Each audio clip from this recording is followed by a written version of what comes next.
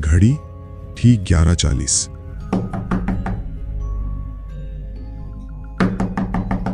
Handle अपने आप हिला। दूसरी बार और जोर से आवाज आई, अब मुझे घर पहुंचा दो। कमरा ठंडा हो गया। वो बाहर नहीं थी, वो अंदर थी, लेकिन साफ नहीं, बस परछाई। कुछ घटनाएं अचानक नहीं होती, वो पहले से तय होती हैं। बस हमें तब पता चलता है जब बहुत देर हो चुकी होती है। मैं ये कहानी किसी को डराने के लिए नहीं सुना रहा, मैं ये इसलिए सुना रहा हूं क्योंकि अगर मेरे साथ जो हुआ वो किसी और के साथ भी हो सकता है, तो शायद उसे पहले से चेतावनी मिल जाए।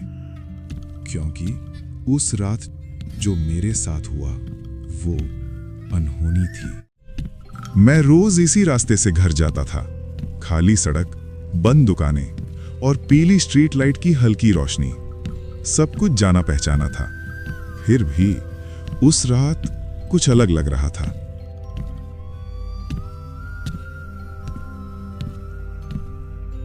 मेरे कदम अपने आप थोड़े धीमे हो गए, जैसे कोई कह रहा हो रुक जाओ। मैंने पीछे नहीं देखा, क्योंकि डर अक्सर पीछे देखने से नहीं, महसूस होने से आता है। सड़क बिल्कुल खाली थी, इतनी खाली कि अपनी ही सांसों की आवाज भारी लगने लगी। न कोई गाड़ी, न कोई आदमी, बस एक अजीब सा सन्नाटा। तभी मुझे दूर कुछ दिखाई दिया। सड़क के आखिरी सिरे पर अंधेरे में डूबा हुआ एक पेड़, पीपल का पेड़। मुझे याद नहीं कि वो वहां पहले भी था या नहीं। वो पेड़ काफी बड़ा लग रहा था, जरूरत से ज्यादा, जैसे वो रास्ते को नहीं बल्कि मुझे देख रहा हो। उसकी जड़ें सड़क तक फैल चुकी थीं, सूखी, टेढ़ी मेढ़ी और अजीब तरह से जिंदा लगती हुई। उस पल मेरे मन में एक सवाल उठा, ये जड़ें यहां तक कैसे पहुंची? मैंने ऊपर देखा, डालियां आसमान को ढक रही थीं, जैसे कोई जानबूझकर रोशनी को अंदर आने से रोक रहा हो। मैं वहां रुक गया।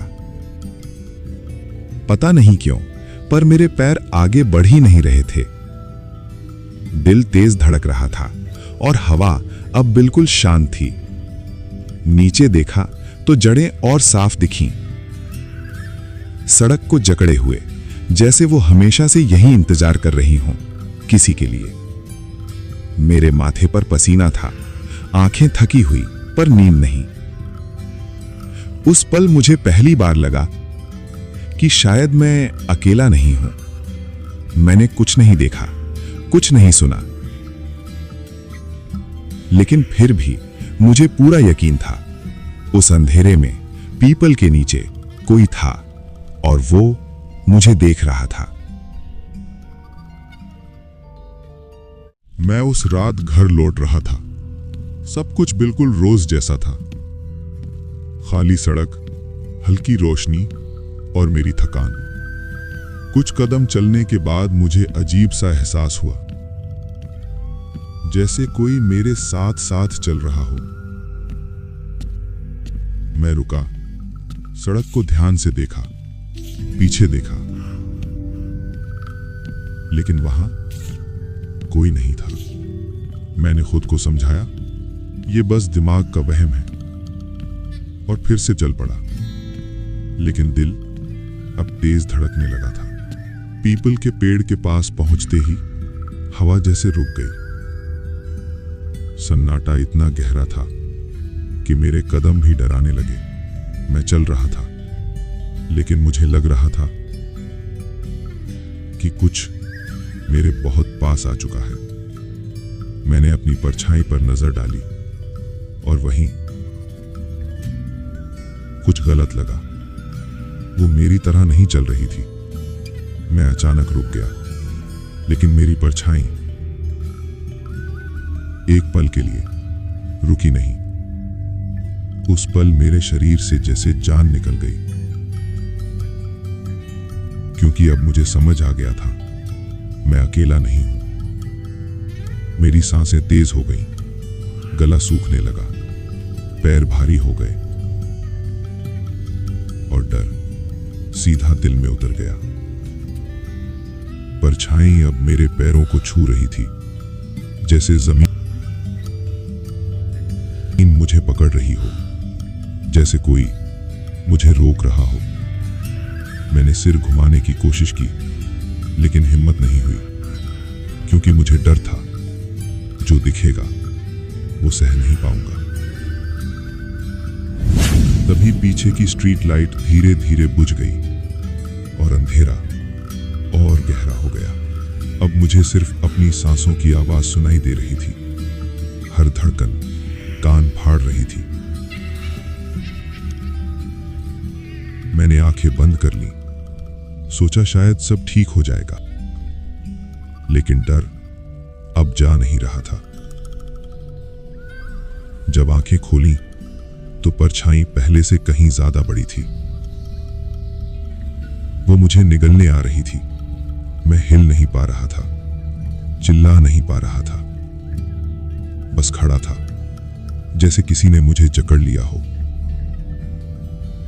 और उसी पल मुझे एहसास हुआ ये बस शुरुआत थी, असल अनहोनी अभी शुरू होने वाली थी। उस रात सब कुछ बाहर से बिल्कुल शांत लग रहा था, इतना शांत कि जैसे पूरा इलाका सांस लेना भूल गया हो। कमरा अंधेरे में डूबा हुआ था, बस खिड़की से आती नीली सी रोशनी जो किसी को सुकून नहीं बेचैनी देती है। मैं गहरी नींद में था, लेकिन अजीब बात यह थी मेरा शरीर आराम में था, दिमाग नहीं। तभी मेरी नजर घड़ी की तरफ गई, जैसे किसी ने जबरदस्ती मेरा ध्यान वहां खींच लिया हो। 11:40। हर रात ठीक यही वक्त मेरी आंखें एकदम खुल गईं। दिल तेज नहीं धड़क रहा था, बल्कि धड़कना भूल गया था।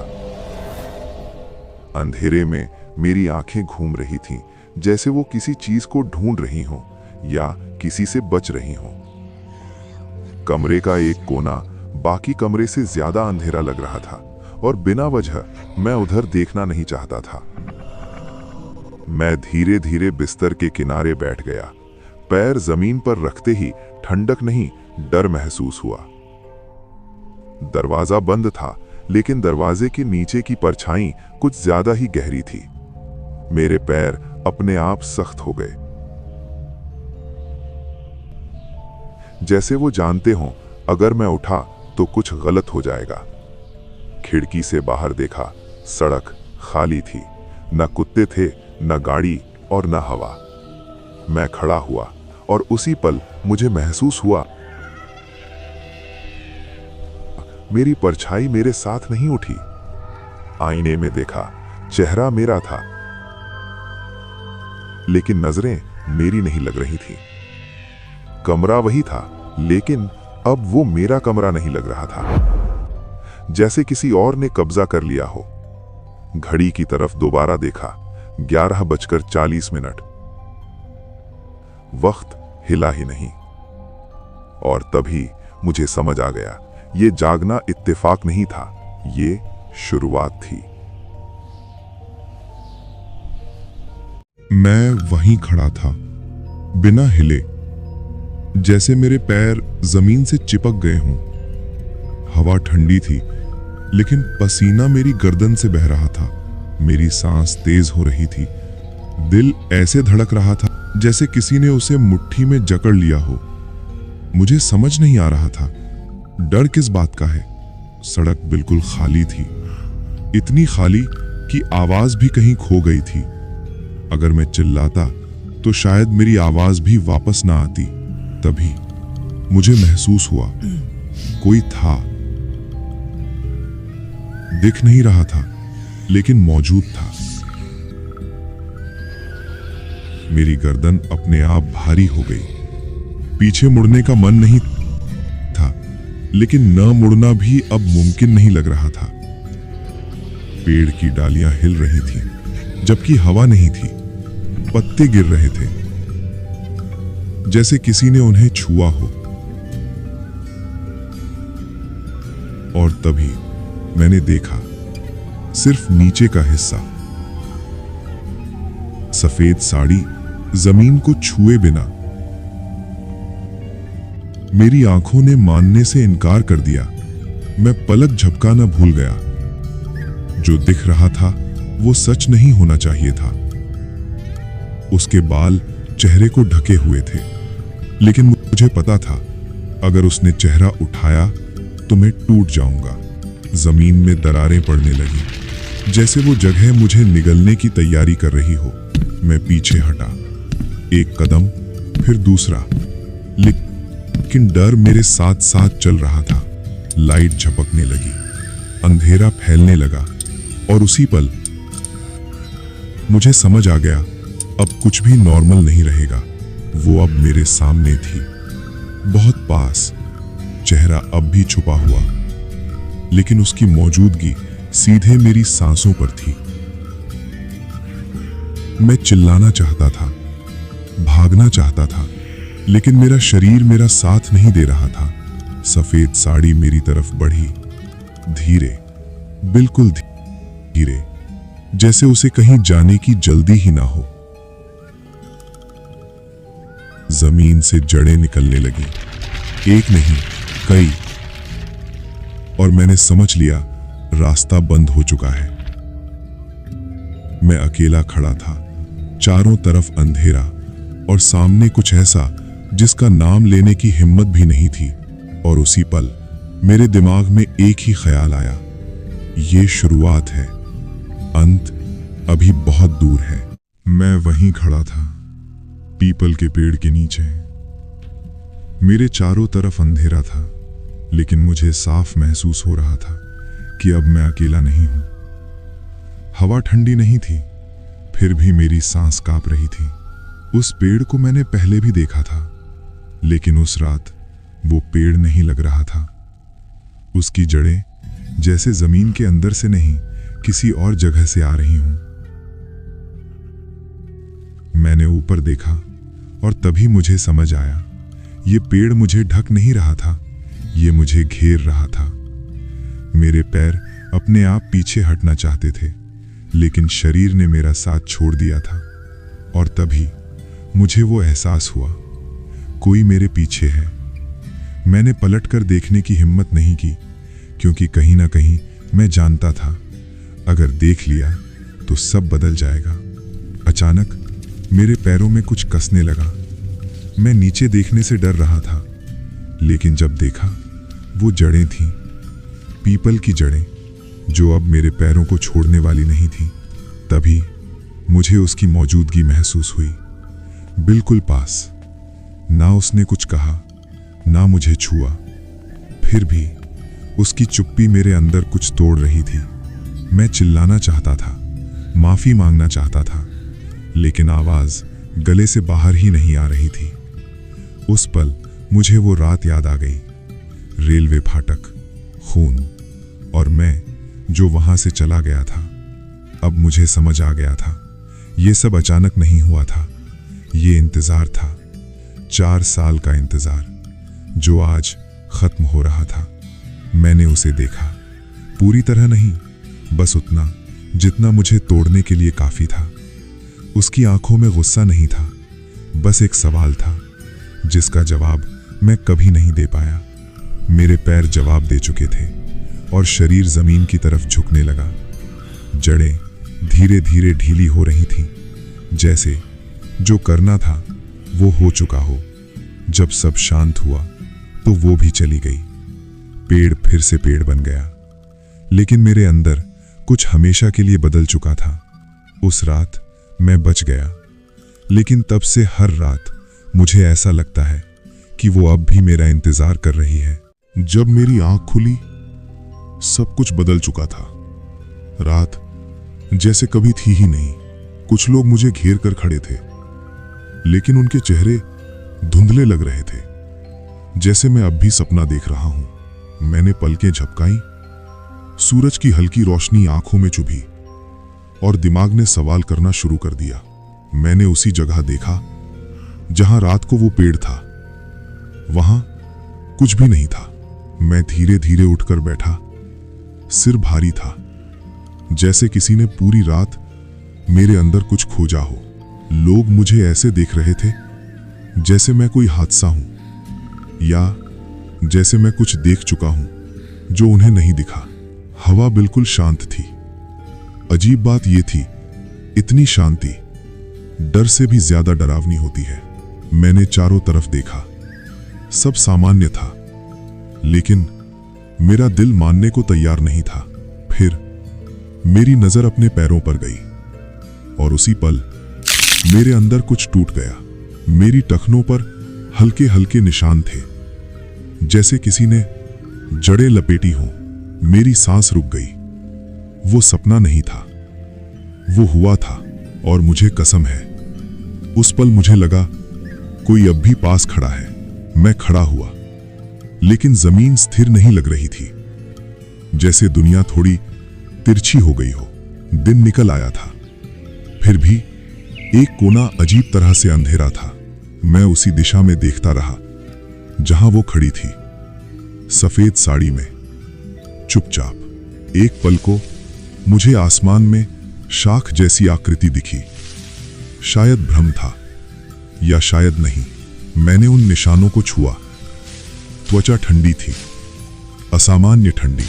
सूरज चमक रहा था, लेकिन मेरे लिए रोशनी पूरी नहीं थी। अचानक मुझे लगा कोई मुझे देख रहा है। मैंने पलट कर देखा, पीछे कुछ नहीं था, बस खाली हवा। मैं वहां से चल पड़ा, लेकिन हर कदम के साथ लग रहा था कुछ मेरे पीछे आ रहा है। और तभी मेरी नजर जमीन पर पड़ी, एक छोटा सा पीपल का पौधा। मैं जम गया। वो जगह तो कल तक खाली थी। उस दिन मुझे समझ आया, कुछ चीजें खत्म नहीं होती, वो बस रूप बदल लेती हैं। और शायद वो अब भी मेरा इंतजार कर रही है। मैं अचानक जाग गया। कमरा अंधेरा था, लेकिन नींद पूरी टूट चुकी थी। घड़ी ठीक 11:40। मुझे पहले से पता था कुछ होने वाला है। दरवाजे की तरफ नजर गई और दिल भारी हो गया। पूरा घर चुप था, बहुत ज्यादा चुप।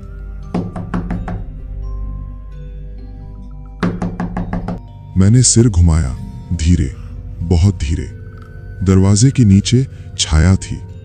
हैंडल अपने आप हिला। मैं हिल नहीं पाया। दूसरी बार और जोर से। मैं खड़ा हो गया, शायद बिना सोचे। मेरे कदम खुद दरवाजे की तरफ बढ़ रहे थे। छाया अब मेरे पैरों तक आ चुकी थी।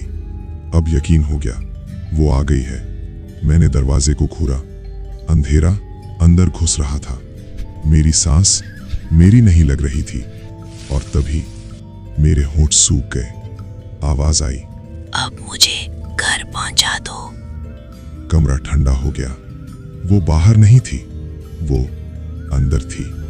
मैं पलटा और उसे देखा, लेकिन साफ नहीं, बस परछाई। आज भी हर रात 11:40 पर दस्तक होती है। अगर तुम जानना चाहते हो मैंने दरवाजा खोला या नहीं, तो कमेंट में लिखो, पार्ट 2 चाहिए। डर तो लगा ना? अगर कहानी पसंद आई हो तो लाइक जरूर करना। नीचे कमेंट करके बताना आपको सबसे ज्यादा डर कहां लगा। और हां, ऐसी ही नई डरावनी कहानियों के लिए चैनल को सब्सक्राइब कर लो। मिलते हैं अगली स्टोरी में। रात को अकेले मत निकलना।